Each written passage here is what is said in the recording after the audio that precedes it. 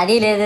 పైగా నా విగ్రహాన్ని కొనడానికి పెళ్లి సంబంధాల్లో పిల్లని చూడడానికి వెళ్ళినట్టు పలోమను 10 మంది వెళ్తారు. అందులో ఒకడికి ఆ బొమ్మ నచ్చిందని, ఇంకోటికి ఈ బొమ్మ నచ్చిందని. నా కర్మ ఏంటంటే అక్కడ ఉన్నవన్నీ నా బొమ్మలే. మళ్ళీ తీరా 10 మందికి ఒక బొమ్మ నచ్చాక అమ్మేటోడు అలుసుగా తీసుకొని 10,000 15,000 అని బాంబు పేలుస్తాడు. ఎందుకురా బాబు ఇంత రేట్ అంటే కలకత్తా నుంచి తెప్పించాం అంటాడు. నాకు అర్థం కానిది ఏంటంటే ఎక్కడైతే నేను కలకత్తా నుంచి అయితే నాకన్నా మొనగాడు వస్తాడా, అక్కడ కూడా నేనే కదా. ఇలా నన్ను బజార్లో పెట్టి బేరం ఆడి నా మొహానికి ముసుగేసి వ్యాన్ ఎక్కిస్తారు. ఆ వ్యాన్ డ్రైవర్ గాడు నేనున్నానని కూడా చూడకుండా ఏదో ఆలోచించుకుంటూ డ్రైవ్ చేస్తా గతకల్లో గబ్బి గుబ్బి అని తించేసి నా కాల్లో చెయ్యి ఇరగొట్టేస్తాడు. ఈ విషయం చందాలు ఇచ్చిన చిన్నోళ్ళకి తెలిస్తే మళ్ళీ ఇరిగిపోయిన బొమ్మ పెట్టకూడదని ఏ బొమ్మ రాసి కవర్ చేసేస్తాడు. సరేలే జరిగిందేదో జరిగింది, నా భక్తులే కదా కూల్ బ్రో అని చిల్లయ్యే లోపు నన్ను పందిర్లో పెట్టి ముసుగు తీసి నాకన్నా పొడుగున్నే సౌండ్ బాక్సులు 2 నా చెవులు పక్కన పెట్టి డీజే గణేష్ బ్రో అని చెప్పి నా పాటలను కూనీ చేస్తారు. సరేలే పిల్లలు కదా ఇప్పుడు కాకపోతే ఎప్పుడు ఎంజాయ్ చేస్తారు, కాసేపట్లో పూజ స్టార్ట్ చేస్తారని వెయిట్ చేస్తా ఉంటే ఆ 5 రూపాయల వ్రతకల్పన బుక్ చూస్తే